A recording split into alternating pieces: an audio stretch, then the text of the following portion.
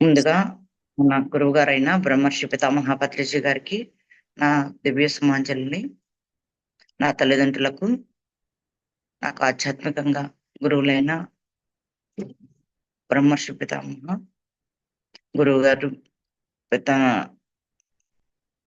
పితామహ గురువు గారు జక్కా రాఘవరావు గారు, పద్మ మేడం, వీళ్ళకి నాకు జన్మనిచ్చిన తల్లిదండ్రులకు, హాస్టల్ మాస్టర్స్కు, శివుడికి, భవానీ మాతకు, లోప్సాంగ్ రాంప గారికి, అందరికీ ఆ దివ్య సుమాంజలి. వాళ్ళందరి చైతన్యంతో మన చైతన్యం ఏకమవ్వాలని కోరుకుందాం. వాళ్ళ సహాయంతో మనం క్లాసు చెప్పుకుందాం.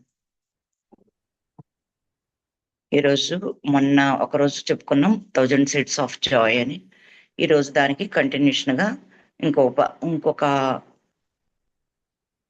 సంఘటన చెప్పుకుందాం. రామాయణంలో సీత పాత్ర గురించి మేడం చెప్తున్నారు. లక్ష్మీదేవి గురిని ఆనంద కర్ణేష్ గారు అడుగుతున్నారు. ఈ ఆనందానికి సహస్ర బీజాలు అని ఈ పుస్తకాన్ని ఆయన 1000 సీడ్స్ ఆఫ్ జాయ్ అని చెప్పని ఇంగ్లీష్ లో రాశారు.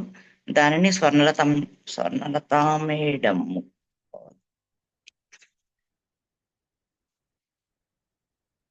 అనూష అన్నం అని బెంగళూరు మాస్టరు ఆవిడ తెలుగులోకి అనువదించారు. దీనిలో మనం మొన్న స్త్రీతత్వం పురుషతత్వం గురించి కొంత భాగం చెప్పుకున్నాము. స్త్రీతత్వం అంటే ఏంటి, పురుషతత్వం అంటే ఏంటి, స్త్రీలు వేరు, స్త్రీతత్వం వేరు, పురుషులు వేరు, పురుషతత్వం వేరు. వీటిని మనం బాగా అవగాహన చేసుకోవాలి. ప్రతి మనిషిలోనూ ఆడ శరీరంలో కూడా స్త్రీతత్వం పురుషతత్వం ఉంటాయి, మగ శరీరంలోనూ పురుషతత్వం స్త్రీతత్వం రెండూ ఉంటాయి. అసలంటూ స్త్రీతత్వం అంటే ఏంటి, అసలంటూ పురుషతత్వం అంటే ఏంటి అనేవి మనం కొద్దిగా తెలుసుకున్నాము. ఈ రోజు ఇంకొంచెం ఎక్కువ తెలుసుకున్నాము. రామాయణంలో సీత తన స్త్రీతత్వాన్ని ఎలా చూపించుకుంది, రాముడికి సీతకి రావణాసురుడికి మధ్య ఈ తత్వాలు ఎలా పనిచేశాయి, వాళ్ళు ఎలా ఉన్నారు ఏమిటి అని చెప్పనని వాటి గురించి కొద్దిగా తెలుసుకుందాము. రామాయణంలో సీత గురించి ఈయన అడుగుతున్నప్పుడు, మీకు అసలు యుద్ధం ఎందుకు జరిగింది ఏమిటి మీ అని చెప్పనని అడుగుతాడు ఆయన. అడిగితే అప్పుడు ఈవిడ సీతాదేవి లక్ష్మీదేవి చెప్తుందనమాట. రాముడు తన అంతరంగంలో యుద్ధం జరగడం మూలంగానే, యుద్ధం అన్నదు, ఘర్షణ జరగటం మూలంగానే యుద్ధం జరిగింది అని చెప్తుంది ఆవిడ. అదేమిటి అని చెప్పని అడుగుతాడు ఆయన. అడిగితే ఎందుకు అంటే గనక ఆయన బాల్యం నుంచి తల్లిదండ్రుల మాట ఆమోదించాలి, సమాజాన్ని ఆమోదించాలి అని ఒక కోరికతో, ఆమోదించాలి, ఇతరుల ఆమోదం పొందాలి అనే ఒక కోరికతో ఉన్నాడు కాబట్టి అందుకని ఆయనలో ఘర్షణ జరిగింది అని చెప్పని అంటాడు. మరి రావణాసురుడు ఎందుకు యుద్ధం చేశాడు అని చెప్పానంటే అప్పుడు ఆవిడ చెప్తుంది ఏమనంటే, అతనిలో అన్ని చక్రాలు ఎలైన్ అవ్వలేదు. పైగా కింద 3 చక్రాల్లో మణిపూరక చక్రంలో ఆయనకి కొన్ని లోపాలు ఉన్నాయి. అవి అతనికి పూర్తిగా క్లియర్ అవ్వలేదు. అవి క్లియర్ అవ్వకుండానే కింద 3 చక్రాలలో కర్మలు క్లీన్ అవ్వకుండానే పై చక్రాలు ఓపెన్ అవ్వడం మూలంగా అతనికి అహంకారం విపరీతంగా పెరిగింది. అహంకారం మూలంగానే యుద్ధం జరిగింది అని చెప్తుంది. పైగా నా ఇష్టంతోనే నేను అక్కడికి వెళ్ళాను అని చెప్తుంది. ఇంకా రావణాసురుడికి నా శరీరం కాదు కావాల్సింది, నా యొక్క ఆధ్యాత్మిక విద్యలు, ఆధ్యాత్మిక శక్తులు కావాలి అని చెప్తుంది ఆవిడ. ఆధ్యాత్మిక శక్తులు కావాలి, అందుకనే అతను నన్ను అపహరించాడు. అతనికి స్త్రీ శరీరం కొత్త కాదు, స్త్రీలు కొత్త కాదు, కానీ స్త్రీ ద్వారా వచ్చే ఆధ్యాత్మిక శక్తుల్ని పొందాలని చెప్పనని నన్ను అపహరించాడు, తీసుకువెళ్ళాడు అని చెప్తుంది ఆవిడ. ఇంకా నాకు మొదటి చక్రం ముందుగానే ఎన్లైట్ అయ్యి ఉన్నది. నేను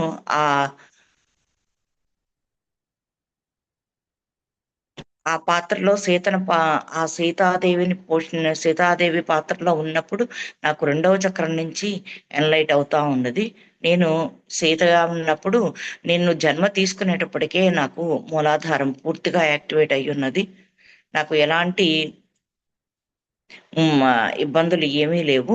కాకపోతే మూలాధారం పూర్తిగా నాకు భూమితో అనుసంధానం అవ్వటం వల్ల నేను కొంత దే ఆవిడ వైద్యురాలు కూడానంట. చాలా వరకు ఆవిడ దగ్గరకొచ్చి 9 ఏళ్లప్పటి నుంచి ఆవిడ వైద్యం చేసేదంట. చాలా మంది వచ్చి ఆవిడ దగ్గరికి వైద్యం కోసం అని చెప్పని అడిగేవాళ్ళంట. స్వస్థత కోసం తీసుకునేవాళ్ళు, ఆవిడ సలహా తీసుకునేవాళ్ళు, పదార్థాలు తీసుకునేవాళ్ళు అని చెప్పని చెప్తుంది ఆవిడ. ఇంకా ఏం చెప్తుందంటే,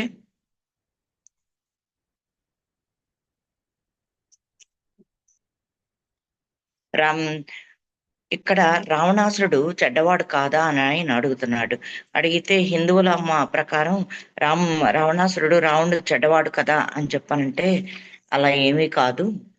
మనసు దృక్పథంలో ద్వంద్వత్వంతో ఉన్నప్పుడు మాత్రమే మంచి చెడు అని చెప్పనుంటుంది. హృదయం మరి ఆత్మకు ఉన్న సత్యాలలో ఏది మంచి చెడు లేదు. హృదయపూర్వకంగా మనం చూసినప్పుడు అక్కడ మంచి చెడు అనేది ఏమీ లేదు. ఇతరుల ఆమోదం కోసం, వారిని ఒప్పించడం కోసం మనం ఎప్పుడైతే ప్రయత్నిస్తామో, ఇతరుల మెప్పు కోసం మనం పనిచేయడం, ఇతరులు ఆమోదించాలి అని చెప్పని మనం ఆలోచించినప్పుడే మనలో అహం పెరుగుతుంది. అలా అహం పెరిగినప్పుడే మనలో మానసికంగా ముందు ఘర్షణ జరుగుతుంది. అది బాహ్యానికి, యుద్ధానికి మూలం అవుతుంది అని చెప్తుంది అనమాట. మనం మరి ఇది ఎలా తగ్గించుకోవాలి? ఈ అహాన్ని, ఈ అహాన్ని ఎలా తగ్గించుకోవాలి అని ఆయన అడుగుతున్నాడు. అడిగినప్పుడు ప్రకృతిలో ఉండడము, మౌనంతో ఉండడము, ధ్యానంతో ఉండడం మూలంగా మనకి అంతరంగంతో అనుసంధానం అవుతాము. ఇతరుల ఆమోదం కోసం అప్పుడు మనం మౌనంతో ఉండి, ప్రకృతితో ఉండి, ధ్యానం చేస్తూ ఉంటే గనక ఇతరుల ఆమోదం కోసం మనం ప్రయత్నించక్కర్లేదంట. అసలు పట్టించుకొనే అక్కర్లేదంట. మన పని మనం చేసుకుంటూ వెళ్ళిపోతూ ఉంటే ఆమోదాలు కానీ ఏదైనా సరే అలా జరిగిపోతూ ఉంటుంది. ఇతరుల ఆమోదం కోసం వాళ్ళని ఒప్పించడం అలాంటి అవసరాలు ఏవీ ఉండవు. ఎప్పుడుండవు? మనం ప్రకృతితో ఉన్నప్పుడు, మౌనంతో ఉన్నప్పుడు, ధ్యానంతో ఉన్నప్పుడు ఎవరిని మనం చెప్పాల్సింది చెప్పడం, చేయాల్సింది చెయ్యడమే. అంతేగాని ఇతరులను ఒప్పించాలి అనే ఆలోచన కూడా అక్కర్లేదు. మరైతే రావణుడు అపహరణ మీ ఆమోదంతోనే జరిగిందా? ఉద్దేశపూర్వకంగానే జరిగిందా? అంటే అవును, నా కుటుంబ సభ్యుల సహాయంతోనే జరిగింది అంటది ఆవిడ. అదేమిటి, రావణాసురుడు కూడా మీ కుటుంబ సభ్యుడేనా అంటే అవును, అతను కూడా నా కుటుంబ సభ్యుడే అని చెప్తుంది ఆవిడ. అదేంటి అని అడుగుతున్నాడు ఆయన, కర్నిష్ గారు. అంటే చరిత్రలన్నీ చూసినప్పుడు దూరంగా ఉన్నట్టు అనిపిస్తుంది, కానీ అంతరంగం నుంచి చూసినప్పుడు ఎక్కడా దూరం అనేది లేదు. భూమి అనేది ఇక్కడ ఏం చెప్తుందంటే ఈవిడ, నీరు నిప్పుని విడగొట్టినప్పుడు భూమి ఏర్పడుతుంది అని చెప్తుంది. నీరు మరి నిప్పు యొక్క కలయికను వేరు చేసినప్పుడే భూమి పుడుతుంది అని చెప్తుంది. ఇక్కడ ఇంకా ఏం చెప్తుందంటే ఆవిడ, మనం ఏమనుకుంటాము, మూలాధారంలో భూమి ఉంది, స్వాధిష్టానంలో నీరు ఉంది, మణిపూరకంలో నిప్పు ఉంది. ఇప్పటి వరకు మనకు తెలిసిన జ్ఞానం అది కదా, అనాహతంలో గాలి ఉన్నదని. కానీ ఈవిడ ఏం చెప్తుందంటే, మూలాధారం నిప్పు అనేది అన్ని చోట్ల ఉన్నది అని చెప్తుంది. అంటే అన్ని మూలకాల్లో, మూలాధారంలో నిప్పు ఉన్నది, స్వాధిష్టానంలో ఉన్నది, అనాహతం అంటే కూడా ముందు మణిపూరకంలో కూడా అది నిప్పు ఎలిమెంట్ తోనే ఉంది అంటది. రావణాసురుడు నా నుండి జ్ఞానాన్ని తీసుకోవాలనుకున్నాడు, కానీ ఆ జ్ఞానాన్ని అందించకుండా నేను ప్రయత్నించాను. ఎందుకు అంటే గనక అలా అది కూడా నా దుఃఖంలో ఒక భాగమే. అంటే ఆయన తీసుకోవాలని అనుకున్నాడు. అర్హత లేని వాళ్ళకి మనం ఇవ్వకూడదు కదా! ఇవ్వకూడదు అనుకున్నప్పుడు వాళ్ళు తీసుకోవాలని అక్కడ కొద్దిగా ఘర్షణ జరుగుతది కదా! ఆ ఘర్షణే నా దుఃఖానికి అక్కడ కారణం అయ్యింది. అంటే సీతాదేవి అక్కడ మనం అనుకుంటున్నాం గదా! మనం లంకలో బాధలు పడింది, చేసింది, ఆహారానికి వాటికి ఇబ్బంది పడింది, చేసింది అనుకుంటున్నాం గదా! అది ఎందుకు అని చెప్పానంటే అతను తీసుకోవాలనుకున్నాడు. ఈవిడ ఇవ్వద్దనుకుంది. అక్కడ 2 ఘర్షణ జరుగుతది గదా! నాకు ఉన్న సిద్ధులు మరి జ్ఞానం పట్లే రావణుడికి ఆసక్తి ఎక్కువ. అతనికి ఈవిడకుంటే జ్ఞానం సిద్ధులున్నాయి. విపరీతంగా సిద్ధులున్నాయంట. వాటి పట్లే ఆవిడ ఆయనకి ఆసక్తి ఎక్కువనమాట.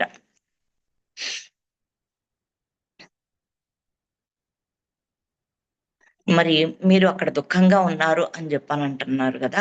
అప్పుడు మీరు ఎలాంటి ఆలోచనలు చేశారు? మీరు అని జెప్పని మీ ఆలోచనలు ఎలా ఉన్నాయి? ఏంటి? అని అడిగినప్పుడు, నేను ఒంటరిగా ఉన్నప్పుడు కొంతసేపు దుఃఖంగానే ఉన్నాను. ఆ తర్వాత ఒంటరిగా ఉన్నప్పుడు ఆలోచనలు మారిపోయినియంట ఆవిడకి.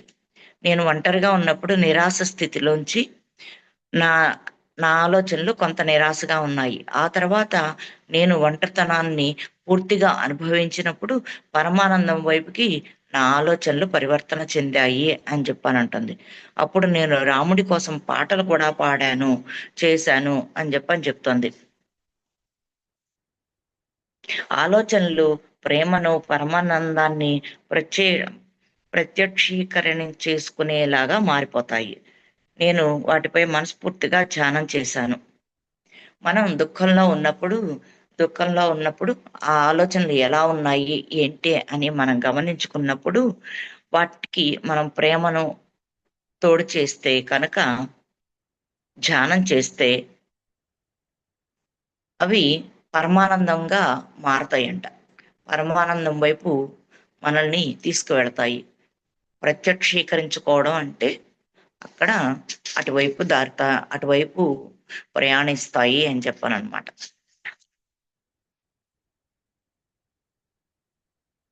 ఇక్కడ మరి రామున్న రావణుడి సందేశం ఏమిటి? మొత్తం మీద మనం ఏం తెలుసుకుంటాము అనంటే, ఆవిడేం చెప్తుందంటే, సిద్ధులు పొందడం వల్ల దుఃఖానికి గురి అవ్వటం అనేది చూపించటమే రావణుడి మార్గం. మనం సిద్ధుల కోసం పాకులాడితే కనుక, మనకి ఆఖరికి దుఃఖమే మిగులుతుంది. అందుకని ప్రతిసారి ఏం చెప్తారు, మీరు సిద్ధుల కోసం అసలు చూడబాకండి. అంటే సిద్ధులంటే ఇప్పుడు థర్డ్ ఐ గాని, క్లేర్వాయన్స్ గాని, లేకపోతే టెలిపతి గాని, ఇవన్నీ ఉంటాయి గదా! అణిమ, గరిమ, లగిమ, ప్రకమ్య ఇవన్నీ ఉన్నాయి గదా! ఇవన్నీ కూడా ఈ సిద్ధుల కోసం మీరు ఎప్పుడైతే ట్రై చేస్తారో, వాటి మూలంగా మీకు దుఃఖమే గాని ఏది ఉండదు అని చెప్తుంది. మరి ఇంత దుఃఖానికి ఇంత చెడు ఆత్మగా ఎందుకు ఎంచుకున్నాడు? చెడు జన్మని ఎందుకు ఎంచుకున్నాడు అని అడుగుతున్నాడనమాట ఆయన. రావణుడు మరి అది ఆ పాత్ర చెడు కదా! మరి అది ఎందుకు ఎంచుకున్నాడు అంటే, అప్పుడు ఆవిడ చెప్తుంది. రావణుడి ఆత్మ కూడా విష్ణుమూర్తిలోని ఒక భాగమే. రావణుడు ఎవరో కాదు. ఆయన కూడా ఒక విష్ణుమూర్తిలోని భాగమే. తాను ఏ విధంగా పతనం అయ్యి, తన శత్రువుగా వివిధ జన్మల్లో జన్మ తీసుకొని విరుద్ధతను సృష్టించవచ్చు అని విష్ణువే నిర్ణయించుకున్నాడు. అంటే ఈయన కూడా ఒక అంశాత్మే. విష్ణువు యొక్క అంశాత్మే. ఆ అంశాత్మను కిందకు పంపించి విరుద్ధతో అంటే వ్యతిరేకతతోటి ఎలాంటి పాఠాలు నేర్చుకోవచ్చు, ఎలాంటి విరుద్ధతను సృష్టించవచ్చు, ఎలాంటి పాఠాలు నేర్చుకోవచ్చు అని విష్ణువే ఎంచుకున్నాడు. అతన్ని తన అంశాత్మగా కిందకు పంపించాడు అని చెప్తుంది. విష్ణుమూర్తిలోని ఒక భాగమే. కిందకు పతనం అయ్యి శత్రువుగా వివిధ జన్మల్లో జన్మ తీసుకుని విరుద్ధతను సృష్టించవచ్చు అని విష్ణువే నిర్ణయించుకున్నాడు. అయితే రాముడు రావణుడిని సంహరించిన తర్వాత ఏం జరిగింది అని అడుగుతున్నాడనమాట. అడిగినప్పుడు ఏముంది అవ్వడానికి? అక్కడ అతను మూడో చక్రంలో అతను కొన్ని కర్మల మూలంగా కొన్ని మలినాలున్నాయి. అందువలన అతను అక్కడ ఇబ్బంది పడ్డాడు. రాముడు చంపేసిన తర్వాత అది మూడో చక్రం పూర్తిగా ఓపెన్ అయిపోయింది. ఓపెన్ అవ్వడం మూలంగా పూర్తిగా ఓపెన్ అయిపోయింది. ఇంకా తర్వాత మరి పై చక్రాలు ఓపెన్ అవ్వలేదా అంటే, మరి అతను మరణించాడు కదా! మరణించిన తర్వాత ఇంకా చక్రాలు ఓపెన్ అవ్వటం ఏముంటుంది? కానీ రాముడికి తర్వాత చక్రాలు, రావణాసురుడిని చంపిన తర్వాత చక్రాలు ఎన్‌లైట్ అయినాయంట. రామ్ రాముడికి ఎప్పుడు ఎందుకు ఎన్‌లైట్ అయ్యాడు? అంతకుముందు ఎందుకు ఎన్‌లైట్ అవ్వలేదు అని చెప్పనని అడుగుతున్నాడాయన. ఏమనంటే, తన బాణాలు మళ్ళీ మళ్ళీ రావణుడిని తాకినప్పటికీ రావణుడు సంహరించబడటలేదు. ఇవన్నీ జరగడం చూసి రాముడు పరివర్తన చెందాడు. రాముడిని శక్తి కోసం, ప్రేరణ కోసం తన పూర్ణాత్మకు దగ్గరగా అయ్యాడు. అది రావణాసురుడు 10 రోజులు యుద్ధం చేసినా కూడా 10 రోజులు యుద్ధం చేసినా కూడా అతనిలో ఎలాంటి ఆ యుద్ధం ముగింపు రావట్లేదు. ఎందుకు అవ్వట్లేదు? ఏంటి? అని చెప్పనని అతను ఒకసారి పక్కకు కూర్చుని ఆలోచించుకుంటాడంట రాముడు. ఎందుకు ఇంత డిలే చెందుతోంది అని ఒకసారి పక్కన కూర్చొని ఒకసారి పునరావలోకనం చేసుకుంటాడు, సింహావలోకనం. అలా చేసుకున్నప్పుడు తన పూర్ణాత్మతో అనుసంధానం అవుతాడు. అంటే మనం కూడా అంతే కదా! మనకి ఎటూ దిక్కు తోచకుండా మన ప్రయత్నాలన్నీ చేసి మనం బాధగా ఉన్నప్పుడు అప్పుడేం చేస్తాం? ఇదంతా ఎందుకు జరిగింది? ఏంటి? నాకేం దిక్కు తోచట్లేదు దేవా! నాకొక మార్గం చూపించు. నేనెక్కడ తప్పు చేశాను? ఏం చేశాను? అనని చెప్పనని మనం అడుగుతాం కదా! అలాగే ఆయన తన పూర్ణాత్మతో అనుసంధానం అయ్యాడంట. అప్పుడు ఆయనకి మార్గదర్శకం లభించిందంట. ఏంటి? తన ఆత్మ సహచరులతో తనకి ఇది జరిగింది. ఏంటి? ఆత్మజ్ఞానం పొందాడు. తన పూర్ణాత్మతో అనుసంధానమై. అంటే విభీషణుడు అతనికి వచ్చి అప్పుడు చెప్తాడనమాట. అప్పటిదాకా తను చెప్పడు. అప్పటికే తనతో పాటు స్నేహం చేస్తూ ఉంటాడు. ఈ రాముడితో కలిసి ఉంటాడు కానీ చెప్పడు. ఎప్పుడైతే రాముడు తన ఒంటరితనం కొద్దిగా అనుభవించి పూర్ణాత్మతో అనుసంధానమయ్యాడు, అప్పుడు చెప్తాడు విభీషణుడు వచ్చి. ఎప్పుడైనా మన లోపలికి మనం ప్రయాణించినప్పుడు మాత్రమే మనకి పైనుంచి గైడెన్స్ వస్తుందనమాట. అంటే ఇవన్నీ బాహ్యంగా ఉండేయన్నీ మనకి సా కామ్ అయిపోవాలి. అలా అయినప్పుడే మనం దానిని మనలో నుంచి మనకు సందేశాలు వస్తాయి. మన పూర్ణాత్మ నుండి కానీ, మాస్టర్స్ నుండి కానీ, మనం బాహ్యంగా ప్రయత్నాలు చేస్తున్నంత కాలం రాదు. అదే మనకేం చెప్తారంటే అంకిత భావం, సరెండర్‌నెస్ అని చెప్పనంటారు. రావణుడు తన తపస్సు మరి సన్యాస పద్ధతుల ద్వారా రాముడి మార్గాన్ని తెలుసుకొని దివ్య జ్ఞాన ప్రకాశానికి చాలా చేరువలో ఉన్నాడు. ముందే అతను చాలా సాధన చేశాడు కానీ అతని కర్మలు తీరక ముందే ఉన్నత చక్రాలు తెరుచుకున్నాయి. ఇలాంటి పద్ధతులు చేశాడు కదా! తపస్సు, సన్యాస పద్ధతులంటే యోగా ఇలాంటివన్నీ చేశాడు. చేసినందువల్ల కింద చక్రాలు కొద్దిగా ఓపెన్ అయ్యాయి. కింద చక్రాలతో అనుసంధానం అయ్యాడు కానీ, ఆ చక్రాలలో కర్మలు ఉన్నందువల్ల అతను పైదానికి వెళ్ళలేకపోయాడనమాట. పైన కింద పూర్తిగా మనకి కర్మలు క్లీన్ అవ్వాలి. అవ్వకుండానే మనం పై చక్రాలు ఓపెన్ అయితే కనుక మనకి పతనానికి దారి తీస్తుంది. ఎలాగూ అంటే గనక కింద చక్రాలలో అసమతుల్యత ఉంటే ఆ చక్రాలు పూర్తిగా ఎన్‌లైట్ అవ్వకముండా ఉంటే గనక మనం మూడవ కన్ను మీద దృష్టి పెడితే ఇట్లాంటి ప్రమాదాలు జరుగుతాయంట. అది ఇక్కడ ఏం చెప్తుందంటే ఆవిడ, ఈ చక్రాల గురించి చెప్తున్నాడు కదా ఆయన. ఈ ఈ రావణాసురుడికి రావణుడికి కింద 3 చక్రాలు పూర్తిగా ఎన్‌లైట్ అవ్వలేదు. అవ్వకపోవటం వల్లంగా ముఖ్యంగా మూడో చక్రంలో మలినాలు ఉన్నాయి. మణిపూరక చక్రంలో ఉండటం మూలంగానే అతనికి పై చక్రాలు ఓపెన్ అయినా కూడా మళ్ళా తీసుకొచ్చి అక్కడ మణిపూరక చక్రం దగ్గరే అతను పతనం అవ్వడానికి కారణం అయ్యింది.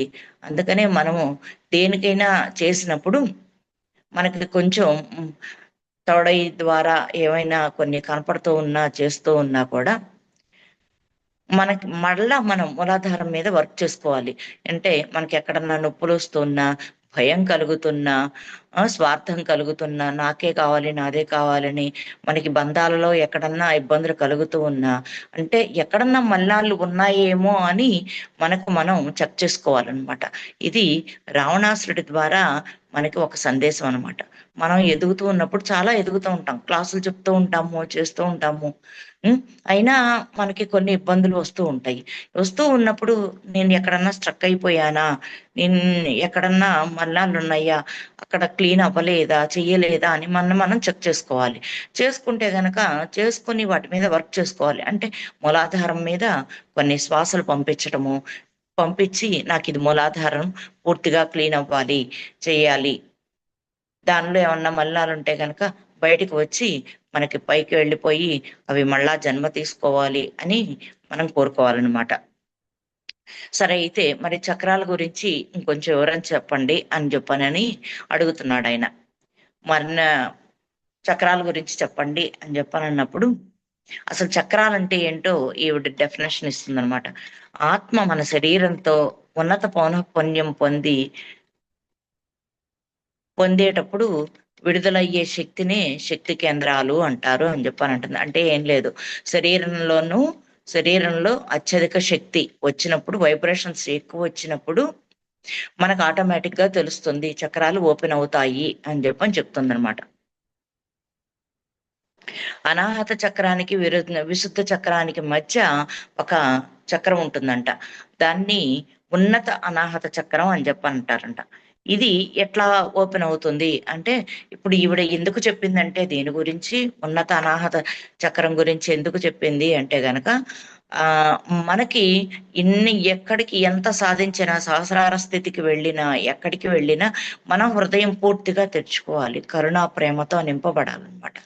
అలా నింపబడినప్పుడే మనం ఉన్నత స్థితికి వెళతాం. అది ఎలా అవుతుంది, మన హృదయం ఎలా తెరుచుకుంటుంది, చేస్తుంది అని చెప్పానంటే, ఉన్నతమైన భక్తి భావనలు, ప్రార్థన, ఈ రెండిటి మూలంగా మనకి అనాహత చక్రం తెరుచుకుంటుందంట. భక్తి భావన అంటే సరెండర్నెస్ అనమాట. అంటే మనం పూర్తిగా సరెండర్నెస్ లో ఉండాలి.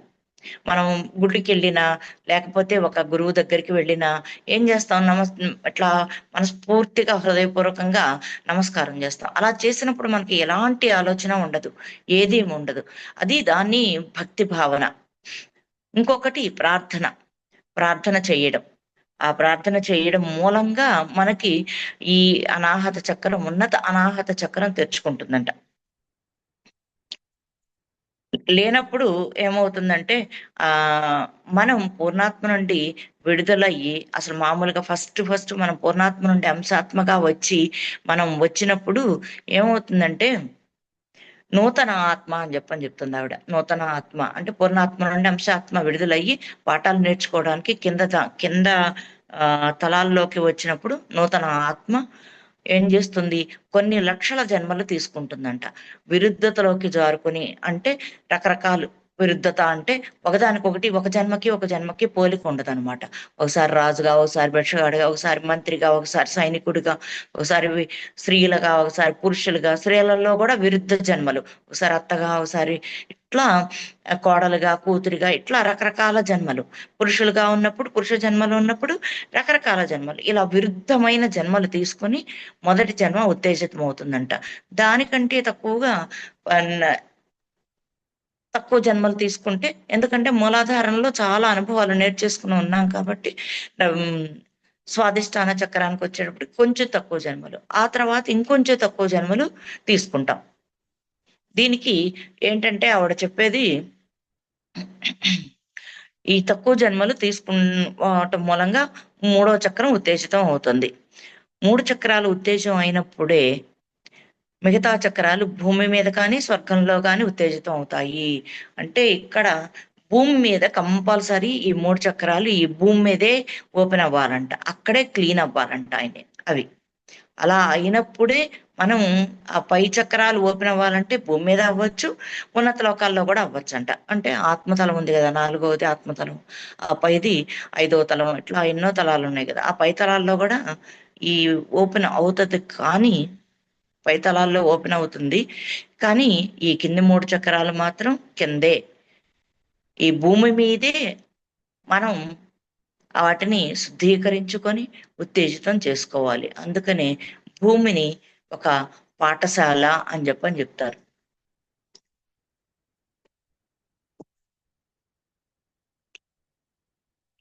ఇక్కడ ఇంకొకటి ఏం చెప్తుందంటే ఈవిడ, మూలకాలు ఉన్నాయి కదా, మూలాధారానికి భూమి మూలకం, ఎర్త్ మూలకం, స్వాదిష్టానానికి నీటి మూలకం అని మనకి తెలుసు కదా. స్వాదిష్టానానికి నీటి మూలకం, మణిపూరకానికి అగ్ని మూలకం, అనాహతానికి వాయు మూలకం అని చెప్పని మనకి ఇప్పటి వరకు తెలిసిన జ్ఞానం. కానీ ఈవిడేం చెప్తుందంటే ఈ ఈ మూడిటితోనూ భూమి, నీరు, వాయువుతో అగ్ని అనుసంధానం అయి ఉంటుంది అని చెప్తుంది. కంపల్సరీ అనుసంధానం అవుతుంది. అది అనుసంధానం అవ్వకపోతే భూమిలో నీ అగ్ని లేకపోతే గనక ఈ భూమి మీద జీవం ఉండదంట, లైవ్ ఉండదంట. అంటే ఇప్పుడు ఒక మొక్కని, ఒక గింజను మనం పెట్టామనుకోండి, ఆ గింజ మొలకెత్తాలి అంటే గనక అగ్ని ఉండాలంట. అలాగే మనకి స్వాధిష్టానంలో నీరుంది కదా, ఆ నీటిలో కూడా అగ్ని ఉంటేనే మనలో ఎమోషన్స్ వస్తాయంట. ఎమోషన్స్ కానీ వేటిల్లో అయినా సరే జీవం ఉంటుందంట. లేకపోతే నీటిలో కూడా అగ్ని లేకపోతే గడ్డగట్టేసుకుపోతుందంట. ఈవిడ చాలా కొత్త పాయింట్లు చెప్తుందనమాట. ఆ అలాగే గాలిలో కూడా నిప్పు లేకపోతే, అంటే అగ్ని లేకపోతే గాలి కూడా స్తంభించిపోతుందంట. అది కదలడానికి కానీ అటు ఇటు తిరగడానికి కానీ నిప్పే అవసరం అంట. మనం దాన్ని బట్టి మనకి ఒక చిన్న, మనకి మొదటి నుంచి చెప్తున్నారు కదా, ఈ వేలుని నిప్పని అంటే అగ్ని, ఇది వాయువుకి, ఇది ఆకాశానికి, ఇది భూమికి, 4వది ఉంగరం వేలు భూమికి, 5వది చిటికెన వేలు నీటికి అని చెప్తారు కదా మనకి. ఈ 5 వేళ్ళు 5 మూలకాలకి, 5 ఎలిమెంట్స్ కి సింబల్ అని చెప్తారు కదా. మనం ఈ బొటన వేలుతోనే అన్ని వేళ్ళని మనం చేయగలం. ఈ వేళ్ళు లేకుండా మనం వీటితో మనం సరిగా పని చేయలేము, ఎక్కువగా ఉపయోగించుకోలేము. అలాగే ఇక్కడ ఈ అగ్ని అనేది ఈ బొటన వేలుతోటే ఈ తతిమా అన్ని ఎలిమెంట్స్ ని మనం వాడుకోగలుగుతాం అన్నమాట.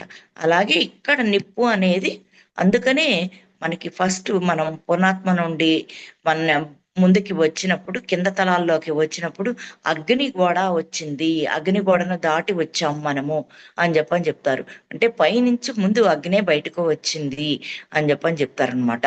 అగ్ని మనకి న్యూ ఎనర్జీ అనే బుక్ చదివినప్పుడు జాక్ అనే అతను అగ్ని గోడను దాటి యువతలకు వచ్చాడు.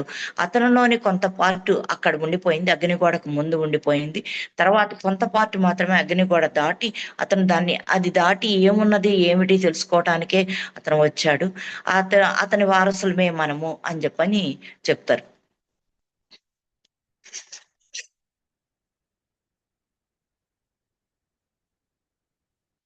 అయితే అన్ని మూలకాలు అనాహత చక్రంతో ఏకత్వం అవుతాయి. అనాహతంలో కేవలం గాలి మూలకం మాత్రమే లేదు. మనం ఇప్పటిదాకా చెప్పుకున్నది అదే. అనాహతంలో ఒక గాలి మాత్రమే లేదు, నిప్పు కూడా కలిసే ఉన్నది. అన్నీ కలిసి ఉన్నాయంట. అన్నీ కలిసి ఉన్నాయి. ఇప్పుడు 4 చెప్పుకున్నాం కదా, మరి 5వ మూలకం ఏంటి? 5వ మూలకం అంటే ఆకాశం అని చెప్పుకున్నాం కదా. ఆకాశం అంటే అక్కడ ఈధర్ అన్నమాట. ఆ ఈధర్ నుండే ఫస్టే మనము ఏమని చెప్పిందంటే, ఈధర్ అంటే శ్రీతత్వం అని చెప్పింది ఆవిడ. 5వ మూలకం శ్రీతత్వం. ఆ నిప్పే లేకపోతే భూమి, సముద్రాలు, గాలి కూడా గడ్డగట్టుకుపోతాయి అని చెప్తుంది. ఈ నిప్పు లేకపోతే గనక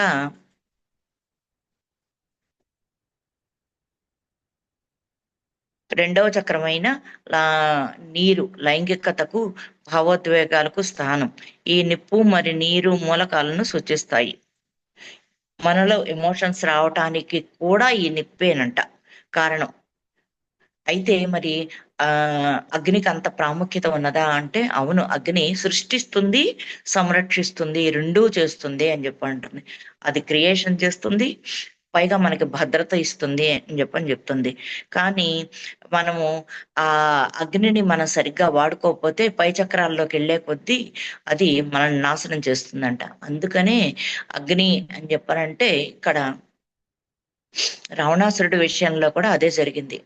అక్కడ అగ్నిమూలకం మణిపూరక చక్రంలో అతను శుద్ధి కావింపబడకపోవటం మూలంగా అతని కొన్ని కర్మలు సరిగ్గా ఇదవ్వకపోవటం మూలంగానే అతని పైన ముందుగానే పై చక్రాలు విడుదల అవ్వడం మూలంగా, పై చక్రాలు ఉత్తేజితం అవ్వడం మూలంగా ఈ అగ్ని పైకి తన్ని అతను పతనానికి దారయింది అని చెప్పని చెప్తుంది.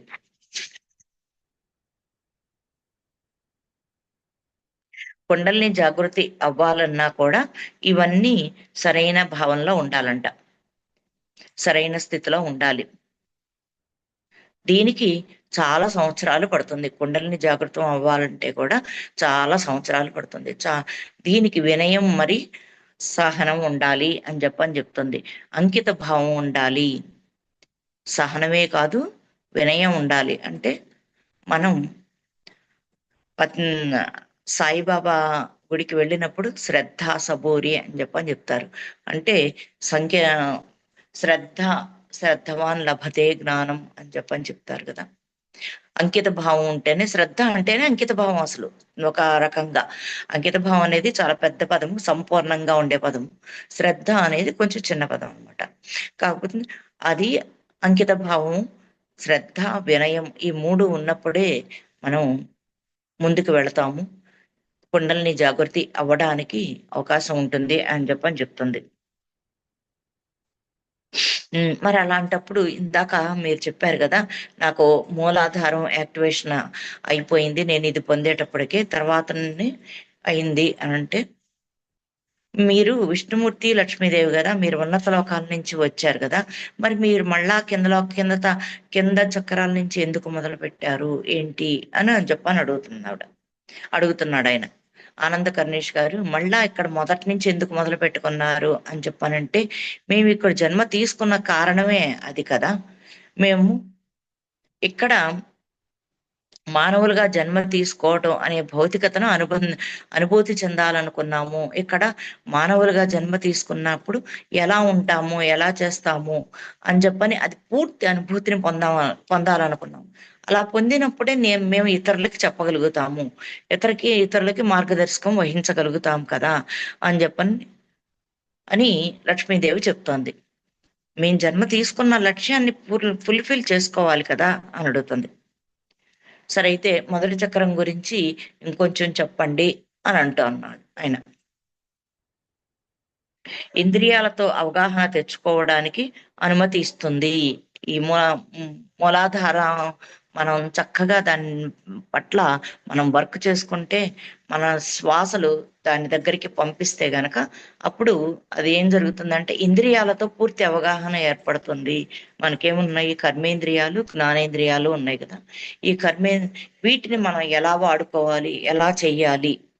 ఒక తాబేలు తన ఇంద్రియాలని అవసరం లేనప్పుడు లోపలికి ముడుచుకుంటుంది, అవసరం వచ్చినప్పుడే వాటిని వాడుతుంది. అలాగే మూలాధారాన్ని మనం సరిగ్గా యాక్టివేట్ చేసుకున్నప్పుడు ఇంద్రియాలతో మనకి చక్కటి అవగాహన ఏర్పడుతుందంట. అదే కాకుండా అది యాక్టివేట్ అయితే ఇంకా మనం తిండి కోసం, నిద్ర కోసం, మనుగడ కోసం, నీటి కోసం మనం ఏమీ కష్టపడాల్సిన అవసరం లేదు. ఆటోమేటిక్ గా జరిగిపోతా ఉంటాయి. ఈ మూలాధారంతోనే ఇవన్నీ అనుసంధానం అయి ఉంటాయి. మూలాధారంలో ఏముంటాయి, తిండి అంటే మనకి ఎక్కువగా తినాలనిపిస్తోంది, ఏదో ఒకటి కాస్త ఖాళీ దొరికినప్పుడల్లా తినాలనిపిస్తోంది, చేస్తోంది అని చెప్పానంటే అక్కడ మనకి అసమతుల్యత ఉన్నది, మూలాధారంలో బ్యాలెన్స్ సరిగా లేదు అని చెప్పాను.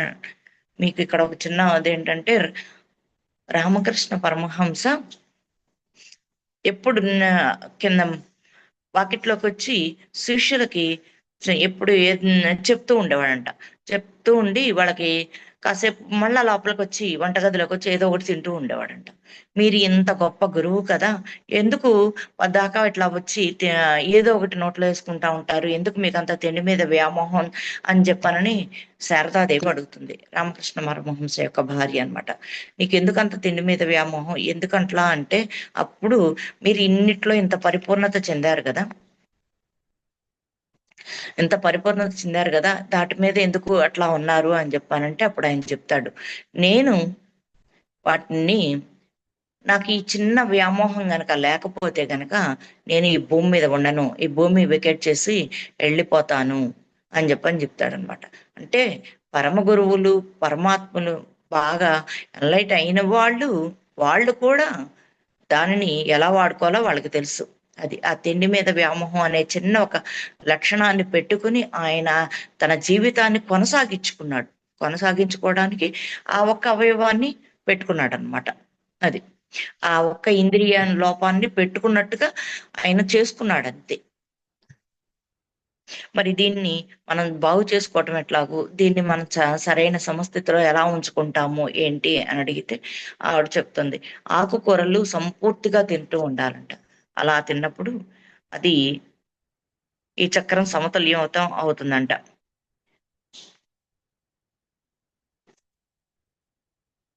మానవ స్పందనలైన ప్రాథమిక స్పందనలు మనము పోరాటం, వదిలి వెళ్ళడం, స్తంభించటం, అంటే జీవనం కోసం పోరాటం ఉంటుంది కదా, ఈ జీవనం కోసం అంటే స్ట్రగుల్ ఫర్ ఎగ్జిస్టెన్స్ అని చెప్పని డార్విన్ సిద్ధాంతం. అంటే మనం మనుగడ కోసం పోరాటం చేస్తూ ఉంటాం. ఈ మనుగడ కోసం పోరాటం, లేకపోతే నాకేం అక్కర్లేదు, నాకు ఎట్లా ఉన్నా పర్వాలేదు, ఎట్లా అని చెప్పనని వెళ్ళిపోవటం, నాకేం అక్కర్లేదు అంటాం, ఇవన్నీ కూడా స్తంభించటం, లేకపోతే ఏ పని చేయరు, జడత్వంలో ఉంటారనమాట. ఇవన్నీ కూడా ఇవి లోపాలు, ఇవన్నీ దీని మూలంగానే, ఈ చక్రంలో ఉండే అసమతుల్యత మూలంగానే జరుగుతాయి. భయం, కోపం ఇవి కూడా ఈ చక్రంలోనే ఉంటాయి. అంటే ఆయన మూలాధారం గురించి అడిగాడు కదా, అందుకని హింస, పీడన వంటివి కూడా ఈ చక్రంలోనే ఉంటాయి. వీటిల్లో అసమతుల్యత ఉంటే ఇలాంటి లక్షణాలు వస్తాయి. దీన్ని మనం దాని మీద వర్క్ చేసుకొని, దాని మీద ఎక్కువ శ్వాసలు పంపుకుంటూ చేస్తూ ఉంటే మనలో మనకే తెలుస్తూ ఉంటుంది అనమాట. మరైతే అన్ని చక్రాల్లో అగ్ని పాత్ర ఉన్నదని చెప్పారు కదా, మరైతే మూలాధారంలో అగ్ని పాత్ర ఏంటి అని అడుగుతున్నాడు ఆయన.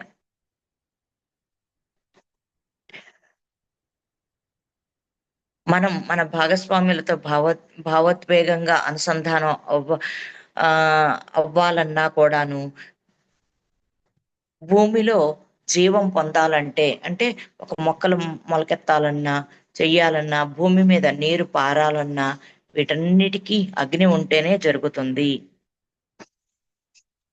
సమతుల్యమైన మరి సరి అయిన అగ్నితత్వం మొదటి చక్రంలో ఉంటే భౌతికంగా ఆరోగ్యం, చురుకుదనం, ప్రకృతితో అనుసంధానం ఉంటాయి.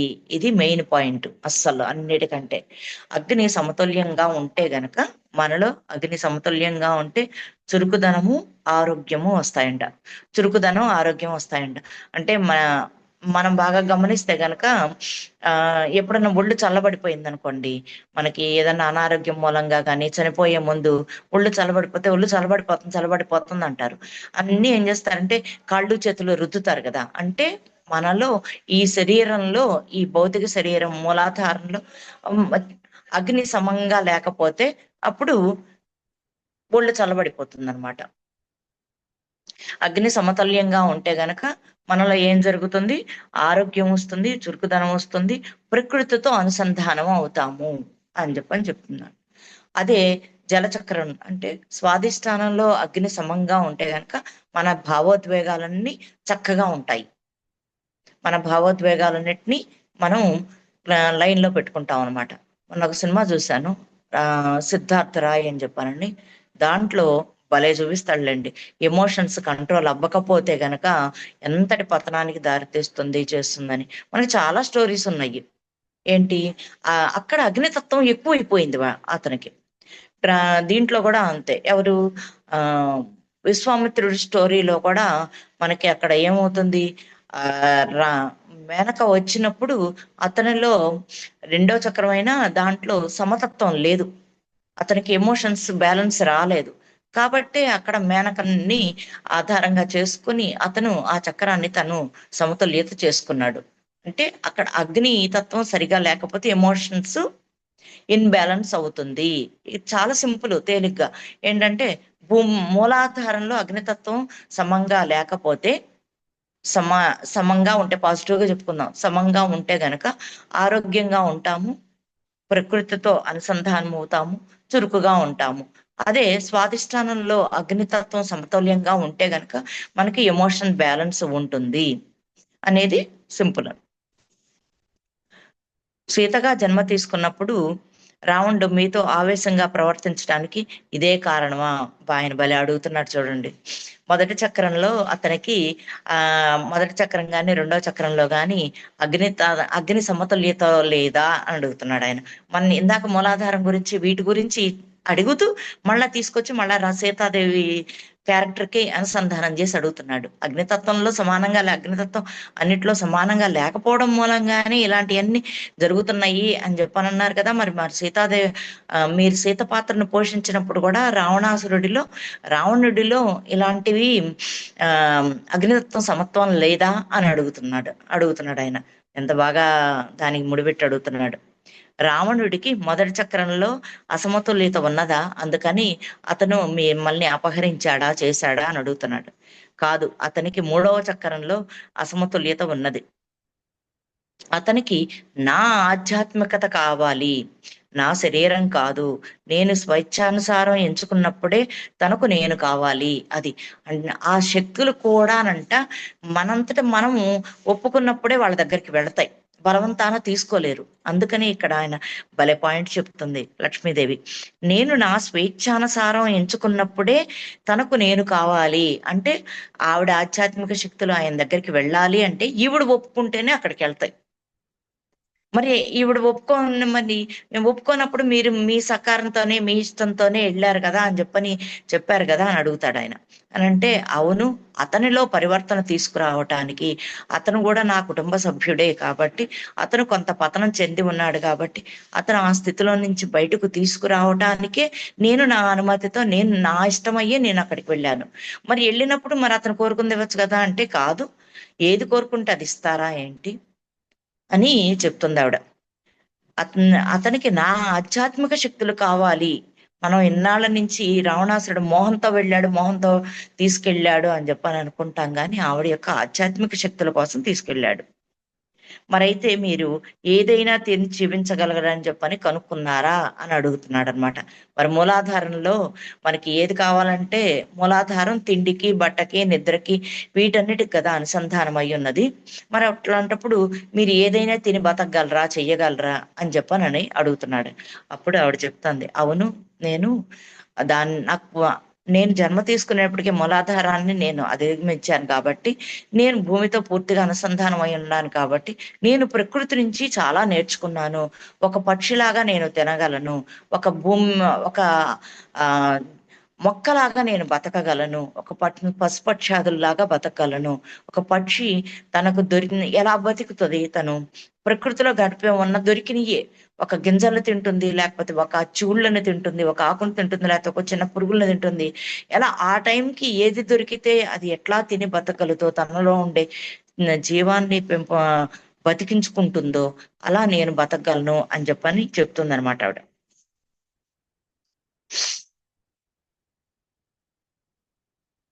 పైగా నేను స్వస్థత చేకూర్చగలను, నాకు నేను ఒక వైద్యురాలు కూడా ఉన్నాను అని చెప్పానంటుంది. నాకు 9 సంవత్సరాల వయసు నుంచే నాకు ఆ విద్య వచ్చింది. నా దగ్గరికి చాలా మంది వచ్చేవాళ్ళు అంటుంది. నా మార్గదర్శకత్వం కోసం నా కుటుంబం దగ్గరకు వచ్చి అడిగేవారు చాలా మంది. ఆవిడ 9 ఏళ్ల నుంచి మొదలు పెట్టింది కాబట్టి చిన్నపిల్లల దగ్గర డైరెక్ట్ గా అడగలేరు కాబట్టి కుటుంబం దగ్గరకు వచ్చి అడిగేవాళ్ళంట. ఆవిడ 9 ఏళ్లనప్పటి నుండి వైద్యం చేసిందంట. నిన్న అదే చెప్తూ ఉంటే ఎవరో ఒకళ్ళు అడుగుతున్నారు అనమాట, ఏమంటే ఇదంతా అసలు సీతాదేవి వైద్యం చేసిందని, ఆవిడకి ఇన్ని విద్యలు వచ్చు అని చెప్పానని ఎక్కడా లేదు కదండి. అసలు ఎక్కడా చెప్పలేదు కదా. రావణాసురుడు ఆవిడ ఆధ్యాత్మిక శక్తి కోసమే తీసుకెళ్ళాడు అనేది మనకి ఎక్కడా చెప్పలేదు కదండి అని చెప్పని అడుగుతున్నారు. అడుగుతుంటే చాలా మూసిపెట్టబడ్డాయమ్మా. మనకి మనం మూలాల్లోకి వెళ్ళి తెలుసుకోవాలి. వాల్మీకి రాసిన మూల రామాయణంలోకి వెళ్ళి అక్కడికి వెళ్ళి చదివితే మీకు ఇలాంటివన్నీ తెలుస్తాయి గాని అని చెప్పని. మరైతే మీరు అడవిలో ఎలా బతకాలి, ఎలా ఉండాలి అని చెప్పారు కదా. మరి బుద్ధుడు కూడా దివ్య జ్ఞాన ప్రకాశం పొందటానికి అడవికి వెళ్ళాడు కదా. మరి అతను కూడా ఇలాగే అతనికి వచ్చా అని అడుగుతున్నాడు అనమాట ఈయన. బుద్ధుడు అంటే కొంతమంది దివ్య జ్ఞాన ప్రకాశం పొందిన వాళ్ళు అడవుల్లో దివ్య జ్ఞాన ప్రకాశాన్ని వెతుకుతున్నప్పుడు చాలా అడ్డంకులు ఎదుర్కొన్నారు కదా. ఎన్నో సంవత్సరాలు 6 సంవత్సరాలు ఆయన చాలా కఠినమైన సాధనలు చేశాడు కదా. అలాంటప్పుడు భౌతికమైన అడ్డంకుల్ని ఎన్నో ఎదుర్కొన్నారు కదా. ఆఖరికి మధ్య మార్గాన్ని ఎన్నుకున్నాడు. వీటన్నిటిని మొదట్లో ఏ విధంగా ఎన్నుకున్నారు? ఆయనలో కూడా మీలాగానే మొదటి చక్రం ఉత్తేజితం అయ్యుందా అని అడుగుతున్నాడు ఆయన. మీరు జన్మ తీసుకునేప్పటికి మొదటి చక్రం ఉత్తేజితం అయ్యుందని చెప్తున్నారు కదా మూలాధారం. మరి ఆయనకు కూడా అలాగే, మరి ఆయన అడవుల్లో బతికాడు కదా, అడవుల్లో బతికాడు. మరి ఆయనకు కూడా ఉత్తేజితం అయ్యుందా? భలే అడుగుతున్నాడు ఆయన. అంటే ఆధ్యాత్మిక సాధన కోసం మన దగ్గర ఉన్నవన్నీ ఒక్కోసారి వదులుకోవాల్సి వస్తుంది. మన అంతరంగంలో తెలిసిన దానిని గ్రహించి, అంగీకరించి దానికి లోబడి ఉండటానికి చాలా ఓర్పు అవసరం. విశ్వాసం కావాలి. అప్పుడు మనం ఆధ్యాత్మిక సాధన కోసం వెళ్ళినప్పుడు మనం కొన్ని త్యాగం చేయాల్సి వస్తుందంట. అంటే మన దగ్గర ఉన్నయన్నీ వదులుకోవాలి. పైగా మనం అంతరంగంతో తెలిసిన దానిని, అంటే మన మన లోపల నుండి వచ్చే దానిని మనం అంగీకరించాలి ఫస్ట్. మన హృదయం ఏం చెప్తోంది అని, మన పూర్ణాత్మ ఏం చెప్తుందని ముందు దానిని గ్రహించి అంగీకరించాలి. ఆ తర్వాత దానికి అది చెప్పిన దానిని మనము పాటించటానికి లోబడి ఉండాలి అంటున్నాడు ఆయన. అంటే అది పాటించడానికి మనం సిద్ధం కావాలి. దానికి చాలా ఓర్పు, విశ్వాసం అవసరం అవుతుంటుంది. ఆయన నిర్ణయం తీసుకోవడం వల్ల ఆయన కుటుంబానికి కొంత దూరం అవ్వాల్సి వచ్చాడు అని చెప్తుంది. ఆ దూరం అవ్వటాన్ని కొన్ని అడ్డంకులు ఏర్పడ్డాయి. కానీ ఆయన తన స్వంత కుటుంబం కంటే కుటుంబాన్ని వదులుకోవాల్సొచ్చాడు కదా. తనేమనుకున్నాడు బుద్ధుడు, తన కుటుంబాన్ని చేయాల్సొస్తుంది అని చెప్పని ముందు కొంత మదన పడ్డాడు. ఆ తర్వాత ఏం చేశాడు, ఇంతకంటే కూడా పెద్ద కుటుంబం బాహ్యంగా ఉన్నది, నేను దానికే ప్రాముఖ్యతనిస్తాను అంటే మనకు తెలిసిందే కదా. అంటే వీళ్ళ భాషలో చెప్తున్నారు. ఏమని మన భాషలో చెప్పుకోవాలంటే, బుద్ధుడికి ఒక దుఃఖం కలిగింది. ఏంటి, ప్రపంచం అంతా దుఃఖం ఆవరించి ఉన్నది, ఈ దుఃఖానికి నేను మూల కారణం తెలుసుకోవాలి, చెయ్యాలి అని చెప్పనని అనుకున్నాడు. దానికోసం నేను ఈ కుటుంబంలో ఉంటేనే నాకు సత్యం తెలియదు, నేను బాహ్యంగా వెళితేనే, బయటికి వెళితేనే అని. అప్పుడు మరి బాహ్యం కుటుంబాన్ని మరి అక్కడ మనకి చాలా సూక్ష్మమైంది ఉందండి ఇక్కడ. సంసారంలోనే నిర్వాణం అని చెప్పానని బుద్ధుడు చెప్పాడు. మరి చాలా మంది క్వశ్చన్ వేస్తారు, మరి బుద్ధుడు సంసారంలోనే నిర్వాణం అని ఆయనే చెప్పాడు, మరి ఆయన ఇల్లు వదిలేసి వెళ్ళిపోయాడు కదా, మళ్ళా తర్వాత వచ్చి ఎక్కడ భార్యాబిడ్డలతో ఉండలేదు కదా, మరి ఇప్పుడు ఇది సంసారంలో నిర్వాణం ఎట్లా అయింది అని చెప్పని కొంతమంది క్వశ్చన్లు వేశారు. నాకు కూడా వచ్చింది ఆ డౌట్. సంసారంలోనే నిర్వాణం అని చెప్పని బుద్ధుడే చెప్పాడు, మరి ఆయన కుటుంబాన్ని వదిలేసి వెళ్ళిపోయాడు. మళ్ళా పోనీ తను తెలుసుకున్న తర్వాత మళ్ళా వచ్చాడు కుటుంబం దగ్గరికి, ఉన్నాడా, వాళ్ళతోటి కలిసి ఉన్నాడా, లేడు కదా. మరి ఆయన ఎలా చెప్పాడు? దీంట్లో చాలా ధర్మ సూక్ష్మాలు ఉంటాయి. ఇది అసలు చదువుతుంటే నాకు ఒళ్ళు పులకింద వచ్చిందనమాట. ఎలాగో అంటేనంట, ఆయన అడవిలోకి వెళ్ళిపోయి సత్య మార్గంలోకి వెళ్ళినప్పుడంట తల్లితో అనుసంధానం అయి ఉన్నాడంట. ఆ తల్లితోటి అనుసంధానం అయి ఉండి, అమ్మా నేను నా నా బాధ్యతలు వదిలి యువతలకు వచ్చాను, వాటిని సక్రమంగా నా తరపున చూసుకునే బాధ్యత నీది, భద్రత ఇవ్వాల్సిన బాధ్యత నీది అని చెప్పానని ఆవిడికి చెప్పాడంట. అంటే వెళ్ళేటప్పుడు ఏమీ చెప్పలా, కానీ టెలిపతిలో చెప్పాడంట. అంటే తల్లితో అనుసంధానం అయి ఉన్నాడంట. ఇక్కడ భలే చెప్తాడులే. భద్రత కోసం తన తల్లితో లోతుగా అనుసంధానం అయి ఉండడం వల్ల అతని మొదటి చక్రం స్పందించటం మొదలుపెట్టింది. అది కుటుంబ భద్రత కోసం తన తల్లితో అనుసంధానమై ఉన్నాడంట. అందుకనే ఆయన అక్కడ ప్రత్యక్షంగా లేకపోయినా కూడా తన కుటుంబ భద్రత, తన తను లేకపోయినా కూడా అక్కడ శుద్ధోదన మహారాజు రాజ్యాన్ని చక్కగా పరిపాలించాడు. యశోధర మొదట్లో కొన్నాళ్ళు దుఃఖంగా ఉన్నది. ఆ తర్వాత ఆవిడ తన అత్తగారి సహాయంతోనే ఆ దుఃఖం నుండి బయటికి వచ్చి ఎన్లైట్ అయ్యి, ఆ తర్వాత ఏమైంది, అక్కడికి వచ్చి బుద్ధుడి దగ్గరికి వచ్చి సన్యాస మార్గాన్ని స్వీకరించింది. అందుకని ఆయన అంత ధైర్యంగా చెప్పగలిగాడు సంసారంలోనే నిర్వాణం అని చెప్పానని. అంటే మనం ప్రత్యక్షంగా ఉన్నా లేకపోయినా ఎక్కడ ఉన్నా సరే ఎవరితో అనుసంధానం అయ్యి ఉంటే మన బాధ్యతలు అక్కడ మనం లేని లోటు తీరుతుంది, అక్కడ మన పనులు సక్రమంగా జరుగుతాయి అని చెప్పని తెలుసుకొని చెయ్యటం. ఇది మాత్రం చాలా అద్భుతమైన విషయం అన్నమాట. రాజభవనం వదిలేశాక భద్రత కోసం తన తల్లితో లోతుగా అనుసంధానమై ఉండడం వల్లే అతని మొదటి చక్రం స్పందించడం మొదలుపెట్టింది. అడవిలో తాను ఏదైనా కోల్పోతాడని బుద్ధుడికి ఎటువంటి భయం లేదు. సీత మాదిరిగానే మొక్కలు, చెట్లు, చేమలు, జంతువుల నుంచి ఏ విధంగా మనుగడ, ఇక్కడ చాలా మంచి పాయింట్ ఇది, మనుగడ సాగించాలన్నది నేర్చుకున్నాడు. ఇవన్నీ అంటే నేను ఓరల్గా చెప్పగలను కానీ ఈ పాయింట్లు వీళ్ళ ద్వారానే, ఈ పుస్తకంలోని దీంట్లో నుంచి మనం చదివి మనం చెప్పుకుంటే చాలా అద్భుతంగా ఉంటుందన్నమాట. కొన్ని పాయింట్లు వాళ్ళు ఎలా చెప్పారో అలాగే మనం చెప్పుకోవాలి. మొక్కలు సీత మాదిరిగానే తాను మొక్కలు, చెట్లు, చేమలు, జంతువుల నుంచి ఏ విధంగా మనుగడ సాగించాలన్నది నేర్చుకున్నాడు. ప్రయత్నించడం, మరి దానిలో ఉండే లోటుపాట్లను తెలుసుకోవడం, మరి మొక్కల నుంచి జ్ఞానం వల్ల తనకు ఏది మంచి ఏది చెడు తెలుసుకోవడానికి దారి ఏర్పడింది. అంటే ప్రకృతితో మనం అనుసంధానం ఎలా అవ్వాలి అనేది చెప్తున్నాడు. మనం ఎక్కడన్నా బాధ్యతలు విస్మరించామని ఏమీ ఫీల్ అవ్వక్కర్లేదు. ఆ బాధ్యతలు ఎలా సక్రమంగా జరిగాయి అంటే మనం ఎవరితో మానసికంగా అనుసంధానం అయితే ఆ బాధ్యతలు సక్రమంగా జరుగుతాయో తెలుసుకోండి అని ఎంత బాగా చెప్తున్నారు. తన తల్లితో లోతుగా అనుసంధానం అయినప్పుడు మొదటి చక్రం ఎందుకు స్పందిస్తుంది, దానికి లింక్ ఏంటి అని అడుగుతున్నాడు ఈయన. తల్లికి బిడ్డకు తిండిని తల్లి బిడ్డకు తిండిని, భద్రతని, ఇంటిని అందిస్తుంది. ఇవన్నీ కూడా మొదటి చక్రానికి సంబంధించినవే. అది కాబట్టి బిడ్డకు తిండి గురించి, భద్రత గురించి మొదటి ఆలోచన తల్లి గర్భం నుండే బయట మొదలవుతుంది. అంటే తన బిడ్డ ఎక్కడ ఆలోచించదు, నాకు తన అవసరం ఒక్కటే చెప్తుంది అంతే. ఆ డబ్బులు ఎలా వస్తాయి చేస్తాయి, నాకు ఇవాళ ఇది తినాలనిపిస్తుంది, నాకు అక్కడికి వెళ్ళాలనిపిస్తుంది, నాకు ఈ బుక్ కొనుక్కోవాలనిపిస్తుంది అని చెప్పనే చెప్తారు. కానీ దాని గురించి వాళ్ళు ఏమి ఆలోచించరు. ఎందుకు అంటే అవన్నీ వాళ్ళ సాధక బాధకాలన్నీ తల్లి చూసుకుంటుంది అని చెప్పానని. అంటే ఆ భద్రత, వాళ్ళ అవసరాలు అవన్నీ తల్లి తీరుస్తుంది. అంటే అది మూలాధారం యొక్క లక్షణం కాబట్టి అతను మూలాధారం అది చెప్తున్నాను అనమాట. తల్లితో లోతుగా అనుసంధానం అయినప్పుడు మొదటి చక్రం ఎందుకు స్పందిస్తుంది అంటే తల్లితో అనుసంధానం అయి ఉంటుంది కాబట్టి. తల్లి బిడ్డతో మొదటి చక్రం మరి రెండవ చక్రంతో లోతుగా అనుసంధానం అయి ఉంటుంది. అది బిడ్డతో మొదటి చక్రంతో రెండవ చక్రంతో అనుసంధానం అయి ఉంటుందంట. ఎవరికైతే తన తల్లితో బాధ మరి దుఃఖం కలిసి ఉంటాయో వారు భూమి మీద చాలా భారంగా జీవిస్తూ ఉంటారు. బుద్ధుడికి, సీతకు చాలా ప్రేమ పోషణ అందించే తల్లులు ఉన్నారు. అది భూమా సీతకి భూమాత తల్లి అని చెప్తాం కదా, ఆవిడ దాంట్లో నుండే వచ్చిందని. ఇక్కడ బుద్ధుడికి ఎవరు తల్లి? గౌతమి.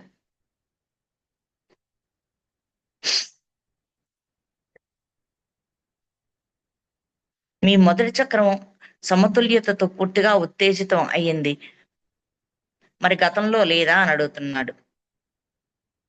ఆహాహా, ఇక్కడ లక్ష్మీదేవి చెప్తోంది ఏమనంటే ఆనంద కర్ణేష్ గారికి చెప్తుందనమాట. మరి మీ మొదటి చక్రం సమతుల్యతతో పూర్తిగా ఇప్పుడు ఉత్తేజితం అయ్యింది అంటే, ఇప్పుడు ఈయన ఆనంద కర్ణేష్ గారు లక్ష్మీదేవితో సంభాషణలు చేస్తున్నాడు కదా, చేసినప్పుడు ఇప్పుడు మీ మొదటి చక్రం మీకు కూడా సమతుల్యతకు వచ్చింది అని చెప్తున్నాడు అనమాట. చెప్తోంది కర్ణేష్ గారికి, మీది కూడా ఇప్పుడు ఉత్తేజితం అయ్యింది అని చెప్తుంది. అంటే అవును, నాకు గుర్తుంది, నేను ఫస్ట్ లో మీ దగ్గరికి రాకముందు ఒక 20 ఏళ్ళు 20-30 సంవత్సరాలు అనారోగ్యం నుండి ఆరోగ్యం విషయంలో ఆర్థిక విషయాల్లో చాలా చాలా ఇబ్బందులు పడ్డాను అని చెప్పనని చెప్తున్నాడు అనమాట. అంటే బంధాల విషయంలో కూడా మీరు ఇబ్బందులు పడ్డారు అని చెప్తున్నావిడ.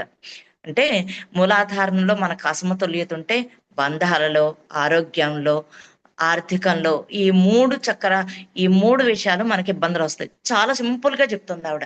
మనం ఏ చక్రంలో ఉన్నామో, ఏ చక్రంలో ఇబ్బంది పడుతున్నామో అంటే గనక ఆర్థికంగా, ఆరోగ్యపరంగా, బంధాల విషయాలలో ఈ మూడిట్లో మనం ఎక్కడన్నా రోజువారి దాంట్లో కానీ సాధనలో ఎక్కడైనా ఇబ్బంది పడుతున్నామంటే మనకి మూలాధారం, స్వాధిష్టానం ఈ రెండిట్లో ఇబ్బందులు ఉన్నప్పుడే ఈ మూడిట్లో మనకి ఇబ్బందులు వస్తాయి. ఏంటి? ఆర్థికంగా, ఆరోగ్యపరంగా, బంధాలలో తేడాలు వస్తాయంట. మీ అంకిత భావన స్థితి నుంచి మీ చర్యలలో సృజనాత్మకత వస్తుంది. అంకిత భావంతో మనం ఎన్లైట్ అవటానికి ట్రై చేస్తే గనక మన పనులలో క్రియేటివిటీ ఎక్కువ వస్తుంది అనమాట. అంటే వెరైటీగా చేస్తా ఉంటాం. ఓకే ఓకే క్లోజ్ చేసేద్దామా? ఓకే. ఈ కొంచెం చివరి పాయింట్ చెప్పేసేసుకొని తీసేద్దాం. మనకి చెడు విషయాలు జరిగినప్పుడు కూడా మంచిగా ఉండేలా మన భావనలు మార్చుకోవడానికి నేను ఎంచుకోగలనా అని అడుగుతున్నాడు. మనకి ఏదన్నా చెడువి జరిగినప్పుడు మన ఆలోచనల్ని పాజిటివ్ గా మార్చుకోగలమా, చెయ్యగలమా అని చెప్పని అడుగుతున్నాడు అనమాట. మీరు తెలుసుకోలేనప్పటికీ మీకు ఎల్లప్పుడూ మీ జీవితంలో ఏదో ఒక మంచి జరుగుతూనే ఉంటుంది. అంటే మనం చెడు ఒక్కటే గుర్తు పెట్టుకుంటున్నాం కానీ మంచి జరుగుతూనే ఉంటుంది. అటువైపు మీరు దృష్టి మళ్ళిస్తే గనక చెడు అనేది పోతుంది. చెడుని మంచిని రెండింటిని మీరే సృష్టిస్తూ ఉంటారు అని చెప్తున్నాడు. ఓకే, ఇక్కడ మనం ఈ పాయింట్లన్నీ గుర్తుపెట్టుకోవాలి. ఆరోగ్యానికి కానీ, ఆనందానికి కానీ, ఆర్థికంగా కానీ, బంధాలలో కానీ ఎక్కడన్నా తేడాలు వచ్చినప్పుడు మనం మూలాధారాన్ని, స్వాధిష్టాన్ని మనం చక్కగా క్లీన్ చేసుకోవాలి అని చెప్పని. ఓకే మేడం, ఈ అవకాశాన్ని నాకు ఇచ్చిన పత్రిజీ మహిళా చైతన్యం అనే ఈ గ్రూప్కి చాలా చాలా కృతజ్ఞతలు. ఈ కార్యక్రమం సక్రమంగా జరగడానికి అనుకూలించిన ప్రత్యక్షమైన మాస్టర్లకి, హాస్టల్ మాస్టర్స్ కి అందరికీ వేల కృతజ్ఞతలు. ఒక 2 నిమిషాలు మెడిటేషన్ చేసి క్లోజ్ చేసేసుకుందాం.